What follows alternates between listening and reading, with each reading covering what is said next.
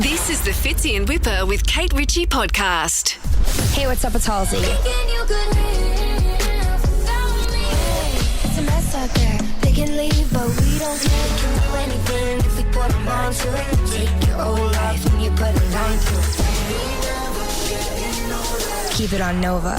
I'm here. Can you guys hear me okay? We have got you, you superstar. We're just talking about scary kids films. And then we were talking about films we should write down for our kids to watch. And I said, E.T., we tried it in our house, but it was way too scary for my 7-year-old. And now we do the old E.T. when she needs to be scared into submission. Yeah.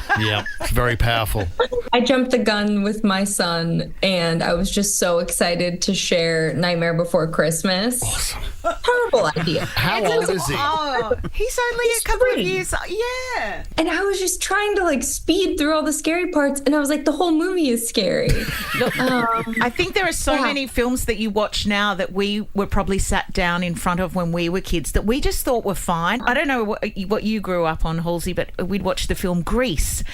And I loved that film. But the themes in Grease are far too old for young girls. I think so.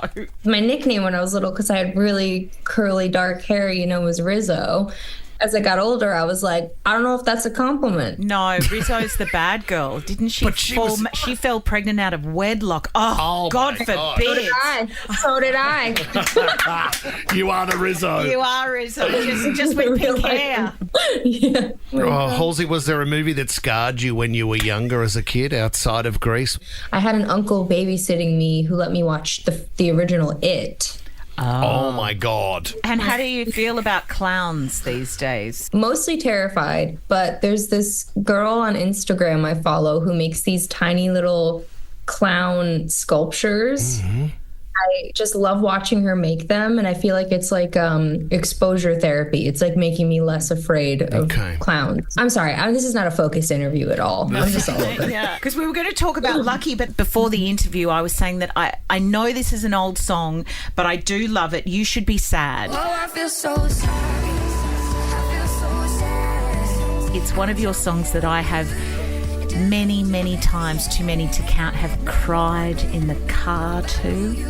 And I just, well, it's it's a breakup song looking back. And whoever it is, I'll kill him. Yeah, I'll kill him. I know, because it is quite full on. There's some full on themes in that too. And I wondered, are there songs by other artists that you've had a tear to in the car, or songs that you know that are going to evoke particular emotion when you're driving down the freeway? Yeah, there's quite a few. Yeah, I think that, there's some obvious ones, I feel like Taylor always gets me going. Taylor's got 100 songs that make me feel that way. And then honestly, some kind of Elliott Smith always makes me cry. Mm-hmm. Like some of Sia's old stuff. That's quite emotional. I think it's called, is it Breathe Me? Is that what it's called? Breathe Me, that one. Oh, If I ever have to do an audition or a music video or something where I need to cry, I just put that on in the headphones and I'm like, it's just immediate tears. Yeah. It's interesting that's what you sort of take out of Halsey's music, Kate, because the line I like is, when I die, I won't have time to spend all of my money. So that's inspired me to Lisa keeps saying, my wife keeps saying, where's all the cash gone? And I think now is the time to spend it. So I went and invested in a racehorse and bought a new boat and stuff like that.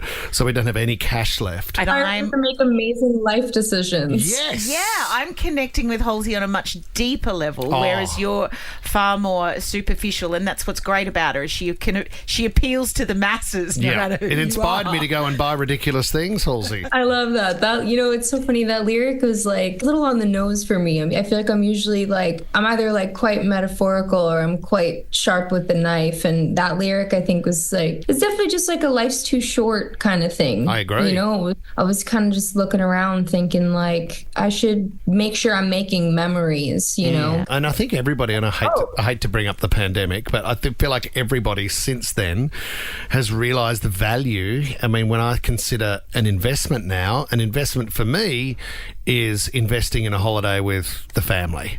You're such a good guy, Whip. Yes, is he fooling you? He had to redeem himself after you called him superficial. He was like, family. Oh, Halsey, she's trying to shut me down today. I am. I know. What I want to ask Halsey about is, of course, your brand new single, Lucky, which is We Are Loving It.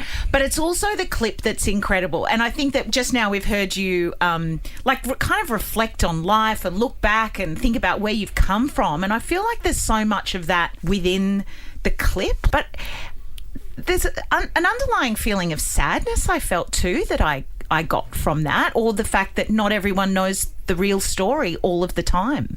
You know, I think that I really just wanted to be heard, and I just really wanted to be acknowledged. You know, I grew up in a household where both of my parents worked like 3 jobs each, and we moved a lot. They were really young when they had me, and I was the oldest kid, and they were just so busy. And I felt alone a lot. I felt lonely a lot, and music was kind of there for me when I didn't feel like I was being heard or I was being understood. I wrote a lot when I was younger, like poetry and stories and that kind of thing. And I would always bring them home, and I would hand them to my parents, you know, there's like stacks of paper, and I'd be like, can you read what I wrote? Like, I got an A+ in school. And they would pick it up and they'd look at it and they'd go, you know, yeah, it's great. Yeah. And I was like, but did you read it? Did you really read it? Did you read it? And then one day I figured out if I sang it, they had to hear it. Interesting. They had to know they would no longer just looking at the pages. Yeah, I should sing to my wife, I think is what you're saying, because she sort of ignores me. No, you should try it. You should be like, can we go out for dinner? That's I don't nice. feel like Yeah. Awesome. Oh, no, we've Okay. loved chatting to you today. And next time I'm crying in the car, Halsey, singing You Should Be Sad, I will be thinking of you and loving that you spoke the words I was feeling. Thank you so much. Thank you so much for your time. Oh, thank you guys so much. And thanks for supporting the record. I can't wait to be down there. Yeah, we Always. can't wait to see you. Make sure you come and see us. I will. Thanks, Halsey. Bye-bye. Fits in Whipper with Kate Ritchie is a Nova podcast. For more great shows like this, download the Nova Player via the App Store or Google Play. The Nova Player.